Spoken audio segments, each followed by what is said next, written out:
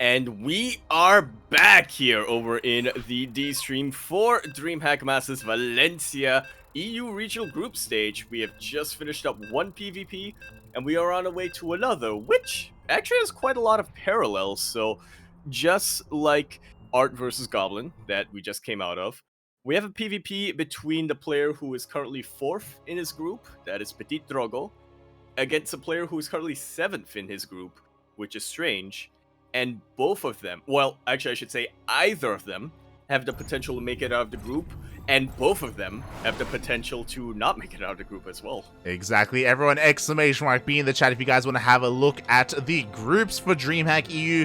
We are currently in Group B, and this is the most dynamic group out of all of them because there are so many scenarios where any player can make it, almost any player can make it out. That's a lot of timelines.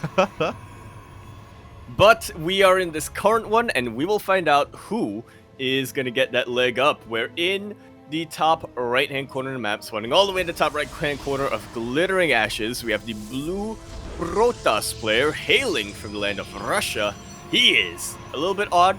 He is Strange. And spawning in the bottom left-hand corner of Glittering Ashes LE, we have the French Protoss player himself. He is red, representing Team Altar.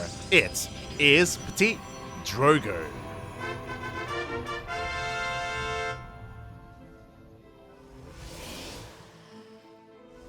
And kind of looking at things on the surface light, I don't really expect this series to be as close as our previous PvP, but looking at the players here, I think it's going to be just as, if not even more exciting. We're talking about the top memer in all of StarCraft 2, PtitDrogo, up against a player who really lives up to his name in Strange. True. Like, I'll be honest though, that last series, like, this series has a lot to live up to. Like, if you're just tuning in now, I highly recommend checking out the VOD of Arch versus Goblin. It was a beautiful PvP. It was dynamic. Went all the way to the late game. Very little cheese, but very exciting nonetheless. You know, with disruptors coming out all over the place. If you're at risk at heart failure, then be warned.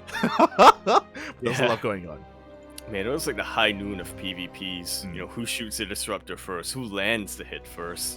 Yeah, exactly. Marking that not, it was Goblin, but Art ended up edging it out in that series. He did. Again, massive shout out to Art, but we'll see who comes out on top in this series, as Strange does go for a probe scout. He is going to confirm the timing of the second pylon, confirm that something is a little bit odd here, as PtitDrogo did put out his second pylon on the map, but only kind of a fake proxy here, and we see a proxy in the main of Drogo.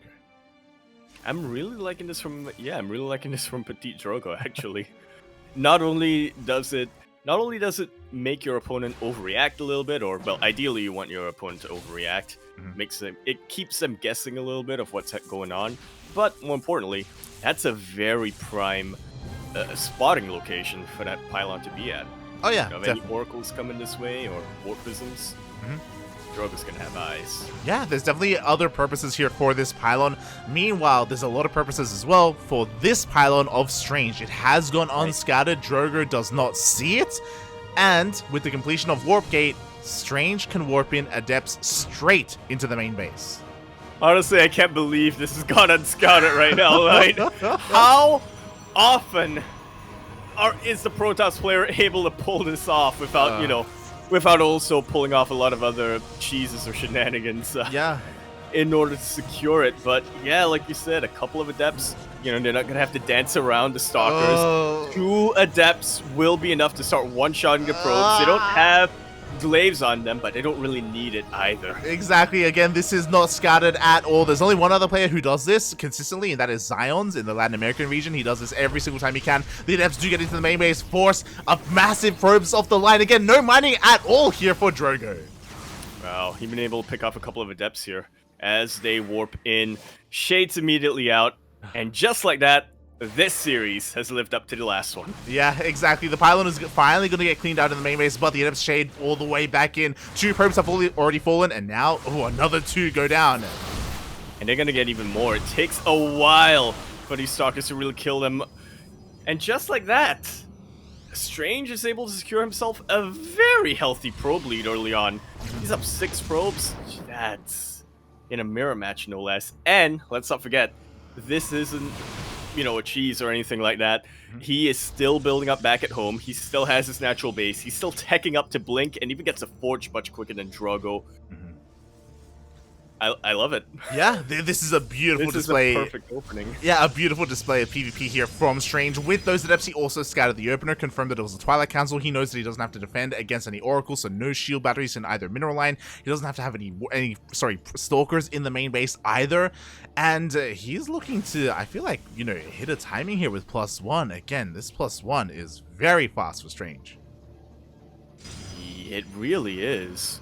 Normally when you see Forges this early on from a Protoss player, you expect it to be more defensive. Well, if it's not a cannon rush. You expect it to be a bit more defensive. It's, generally speaking, a bit of a signal that the Protoss player is going to be playing a little bit greedy and then turtling up from there. But in this case, Strange wants to hit a very powerful Stalker Immortal timing, from what it seems. Yeah, and he also confirms the timing of the Forge and Robo of Drogo here. So he knows how massive his window is right now with +1. And it should be the timing that he aims to hit. But at the same time, Drogo did just finish up Blink, and he's going to go straight into the main base to apply some of that pressure and get some probe kills. Yeah, some counter pressure coming in here. 4 Stalkers. That is enough to start... Well, apparently not one-shotting probes. I don't know what I was thinking. He does try to, but he does get boxed in the end because of the SimCity. He's trying to blink away. In the end, he will get 4 probe kills, and that is, even a couple of adepts here at the natural. Yeah, it will get cleaned up by a couple of more adepts from Strange, and just like that, Drogo has been able to equalize the worker count, but is it too late, is what I have to wonder, because Strange, he's already got his Immortals out. +1 is about to finish up very, very quickly for him. It's still a very long ways off for Drogo, and he's rallying the Warp Prism immediately across the map. If Drogo's able to survive this, he's safe. But that's a massive if. Yeah, especially because this, mate, is a kill move coming out from Strange. He's sending everything across the map. What's also a little bit scary is that Drogo, to deal all that economic damage, he lost a lot of units. He lost a lot of Stalkers as well, so his defense is going to be that much weaker. He is trying to get a second pylon up. He's trying to get a couple more shield batteries as well. He does get his first Immortal, but Strange, I feel like he smells blood in the water. We'll see how good these force fields are. Yeah, force fields is going to be absolutely key, but even then, you know, there's potential to blink awake. Capturing the sentries, however, that's a very good way to utilize your force fields. Yeah, exactly. A couple of sentries do go down. So far, no overcharge. Great display here by Drogo. He hasn't popped it too early. He needs to save it for that opportune moment. He cannot waste it. Meanwhile, across the map, he gets in again with some adepts and forces a recall. Wow. These are mostly Stalkers coming back home. Strange? Yeah, actually does completely give up his foothold. He's retreating back, but at the same time, he's also getting more gateways. He's getting his Warp Prism into position as well. Yeah, I think what's important is that Strange, he isn't missing a beat right now. +1 finished immediately, +2 is on the way. It's being chronoed, by the way. We have Glaives? Question mark? Well, that's one way of dealing with Immortals. Yeah, I'll give you that. You're not wrong. You're not wrong. Very peculiar. But again, like, this means there's going to be a follow-up timing here, a follow-up window where he had +1, he tried to hit it, didn't quite break his opponent's defenses, but now with +2, you know, he's going to have another opportunity. Yeah, and he is still going to hit very, very hard. He's maintained that army lead that he's had ever since the start of the game, and like you said, he's just going to be perpetually hitting the upgrades. But PtitDrogo is expanding, so if this doesn't work out for Strange, then honestly, I think that's game for him. But again, considering every advantage that he's got right now, it's difficult to see a scenario where he doesn't just kill Drogo. Yeah, it's one of those things where if Drogo doesn't die here, I think he probably wins because, as you said, he's working on a third base. Like, he's thinking further ahead, macro-wise. Strange is all in. He threw down, you know, he's throwing down even more gateways. He's throwing down a Dark Shrine. That's his follow-up kill move. Does even, oh my god, Haluk's Colossus, because why the hell not? I love this from Strange. You know, he's got Plan C ready, and if that doesn't work, he's gonna get Plan D ready. None of them involve getting a third base. Great force fields coming out here. Yeah, the force fields are thrown down. The Colossus dishing out a lot of damage. I love the hallucinations here from Strange. It does make the engagements a little bit more awkward for Drogo. And you know what? Because they're massive units, they can actually break force fields, can't they? I don't know if that's true. Maybe they are. I don't know if that works. Yeah, I would have to test that out. I think that's how it works. Maybe. Meanwhile, a couple of hallucinations finally get taken out, but the Archons are falling left and right for Drogo. He just doesn't have enough. Yeah, he stims on top of all of the important units. Battery overcharge is available, but at this point, there is nothing to overcharge.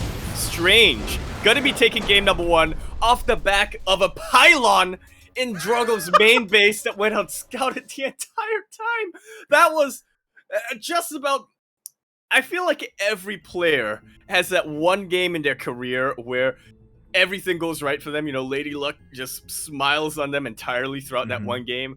This was definitely the case with Strange, and he made full use of it. Man, I don't know. He's already up 1-0. I don't know how we get so lucky with these series, mate, but that was wild from Strange. As you were saying, Strange legit was in full control that entire game from start to finish.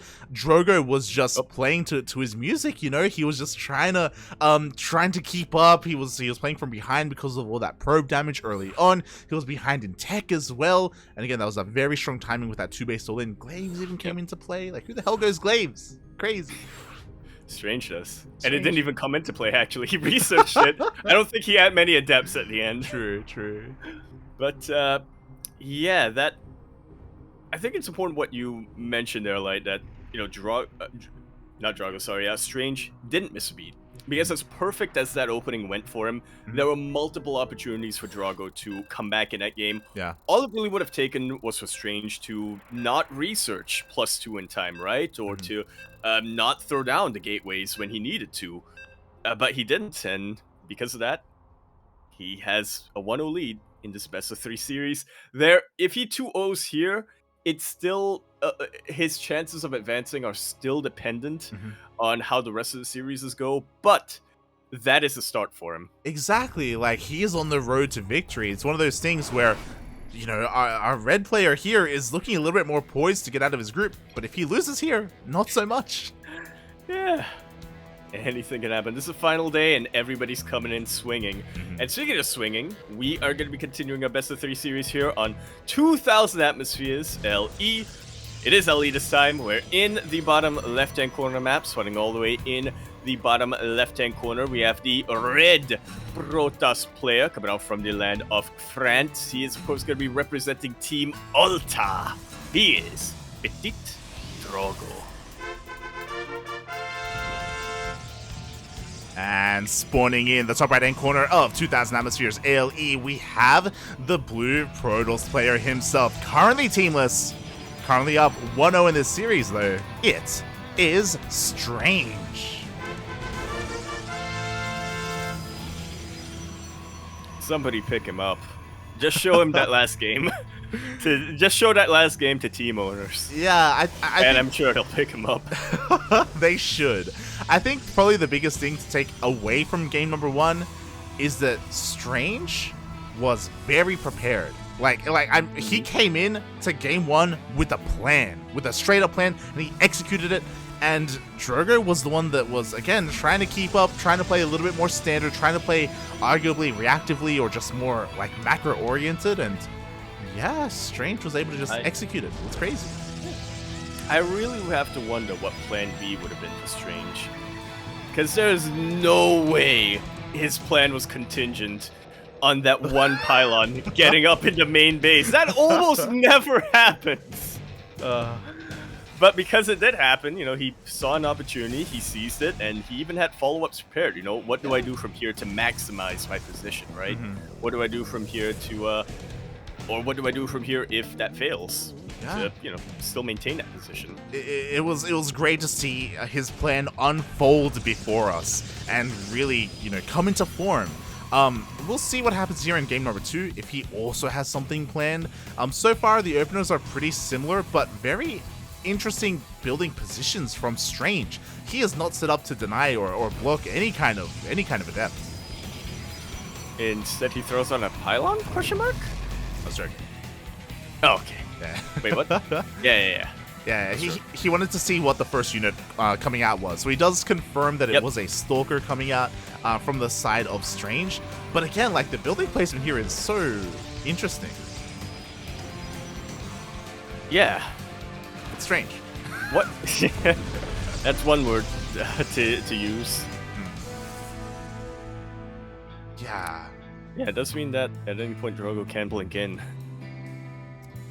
Like he did in the previous game. Exactly. Like there are pros and cons to this. Like obviously you provide some SimCity and you can kind of like trap some units if they kind of overextend. Like we saw last game, you know, it really did work out well for Strange. But if the game goes on long enough and if Drogo does harass with Adepts, like there's no real way to wall off at the ramp. Unless you have a sentry. Well, that sentry needs energy. So... Yeah, this... Again, not something you see every day, but we'll see if it works out for him. Strange, you know, I will say that while he isn't really set up to defend that ramp... What? I missed it. How does he do it again? How does he keep getting away with this? The probes are stuck on the other side of the wall, Yaku! They're stuck on the other side of the wall! What?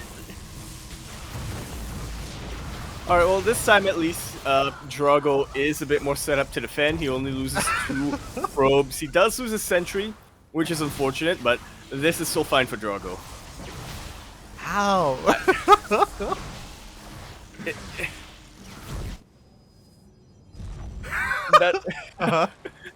Yeah, this is... Huh.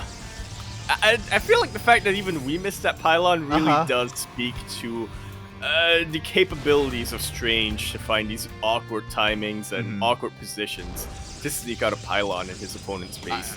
Yeah, it's crazy. I love it. Yeah. Didn't deal too much damage, but, you know, some lost mining time, 2 probe kills is not bad. Not bad at all. Meanwhile, 2 Adepts, they just shade in once again. Unfortunately, the wall was not a wall.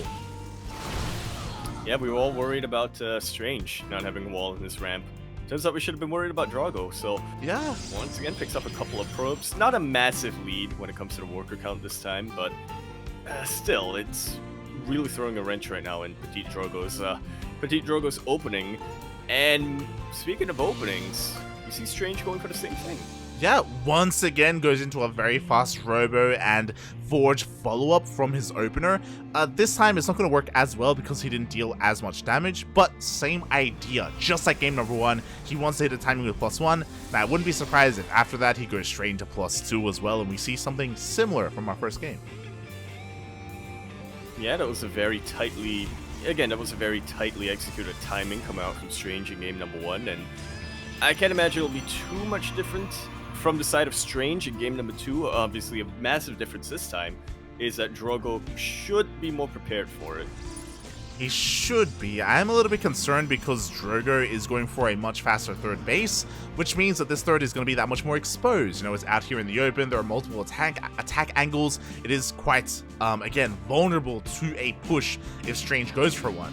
At the moment, Drogo is trying to keep an eye on the third base location. He's like, what is your plan right now? And it looks like he will get into the main base and, ooh, does get denied access to behind the mineral line. Up! Oh, but he will just about see it. He knows it's researching. That forge ain't just for cannons. And he has a heads up now. He should be throwing on a couple of shield batteries in that third base location. And there we go. Just setting himself up to be able to defend this and win the game from there. Again, if Drogo survives the waves of attack from Strange, he'll be at such an advantageous economic position that, if for all intents and purposes, he'll win the game from there. Whether or not the game will continue, it's kind of up to our players. Yeah, we'll see. We'll see how this goes. As I love it, Strange with a fake out is pushing out with a fake War Prism. Meanwhile, Glaive follow up once again. 4 gates are thrown down instead of a third base. Again, he's still going for a 2-base all in. The real War Prism is on the way.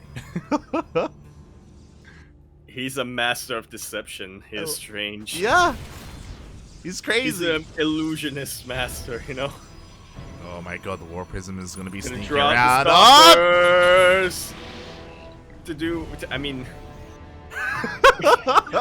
he drew the stalkers away. Didn't really follow that up with anything. I can hear you struggling, Yaku, this entire game. You're like, what is happening? Your brain is crumbling right now. I'm crumbling to come up with a narrative. I'm crumbling. I'm trying desperately to make sense of things, but it's just too weird Uh-huh. from the side of Strange. You know, it's just too unorthodox. I wish there was a word for it. Yeah, end of the odds they call him, maybe. Oh god. Here we go. The actual all-in is now here with the War Prism, a little bit delayed, but Drogo is setting himself up. He has 2 shield batteries. He has a couple of pylons as well. He already has a concave set up, so Drogo knows what's coming his way. Yeah. He knows that there is no third base. It's all about the execution. Can he defend, and can Strange pull this off despite being scouted? Yeah, we'll see how good his force fields are gonna be. This third base location is double-edged sword, like you mentioned earlier. Like, it is super exposed. The Adepts of the Glaives actually helping out to delete that Zealot buffer. Battery overcharge is popped, and it's really doing a great job of keeping these Immortals alive. But a lot of key units for Strange are still alive as well. He has the upgrade lead, +2 versus +1. Is that enough to overtake the defender's advantage? Yeah, for the start of the fight, by the way, he had a double upgrade lead. He had +2 versus +0, by the way. So, yeah, there was like a window there where he had a massive advantage. Now that advantage is going, is being kind of led astray, right? Meanwhile, Drogo gets pulled out of position a little bit, but he throws down 3 more shield batteries. Yeah, again, this is the downside of taking the third base location like that. It's really exposed 2 fronts here. And while you do have that choke point, in the northern location towards the west, it's a bit of a different story. Strange actually breaking through. Shield batteries are running out of energy. Yeah, he's trying to break on through. He is now getting on top of these Immortals. Overcharge was used earlier, and now it's no longer available. Can Strange do it? Can he do it? He kills every single Immortal.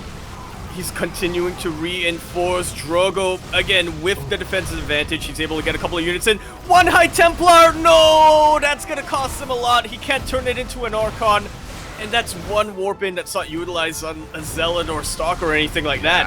I think Strange is actually going to do it. Yeah, the third base has been broken. We were talking about how exposed this triangular third is instead of the one over to the right-hand side. Instead, Strange is breaking on through. There's only a single Immortal left. Oh, the Prism! Oh, but the Warp Prism will get taken out, and that warp in will be canceled. This is everything that Strange has right now, but it is overwhelming Drogo. Can he retreat back? He does pop a battery overcharge. Yeah, does have that second overcharge available, but is it going to be enough? Anyway, the Archon barely survives here, is barely able to hold on, but again, with 2 Immortals, there's still so much firepower for Strange. Honestly, yeah.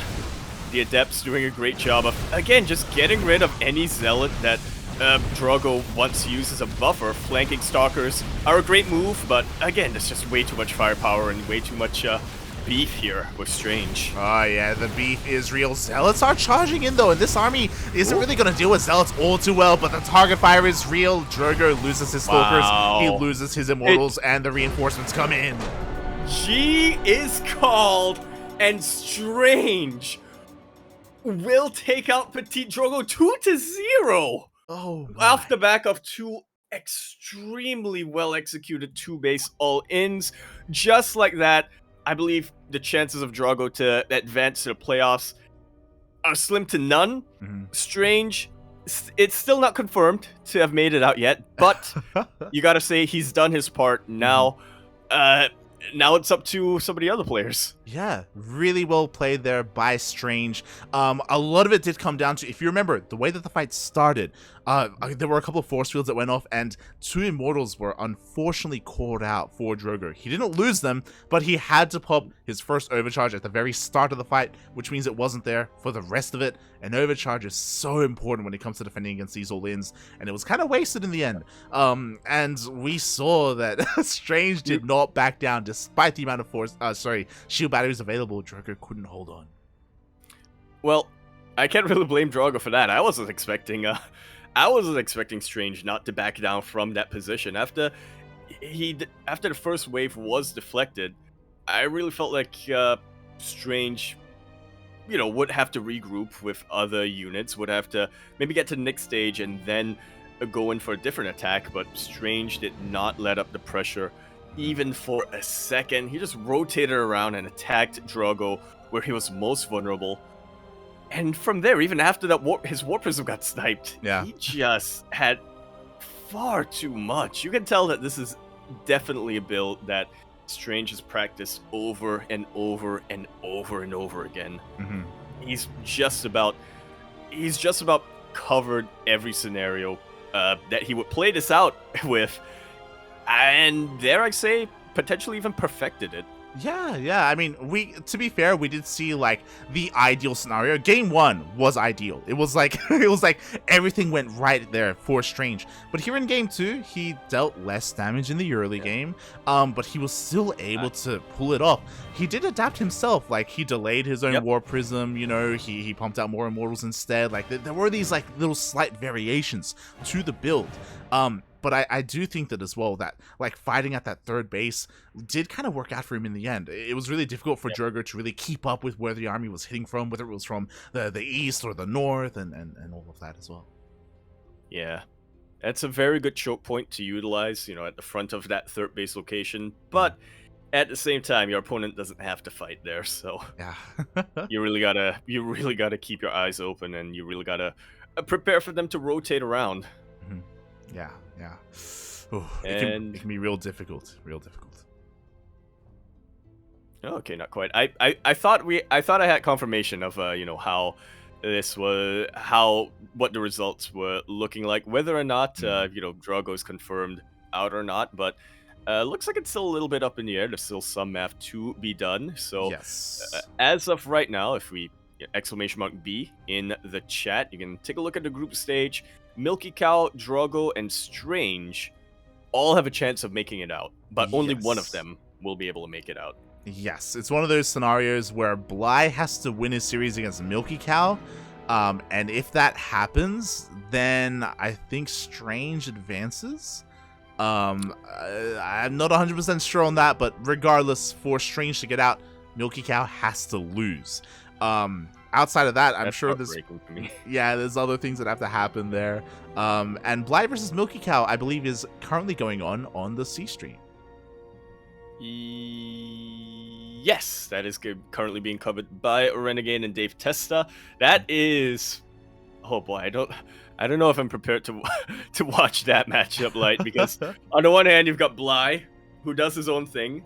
He, you know, never strays from being himself, an individual, and then you got Milky Cow, who is and kind of an up-and-coming player who is also known for being a little bit unorthodox, shall we say the least. And I think I just got confirmation that they may be going into an ace match. I'm not, or maybe that's game 2 lobby. I'm not sure, but yeah, that is definitely a dynamic series going on, and I highly recommend people tune in to that C stream to see how it goes, because I mean, the fate of Strange lies in that series.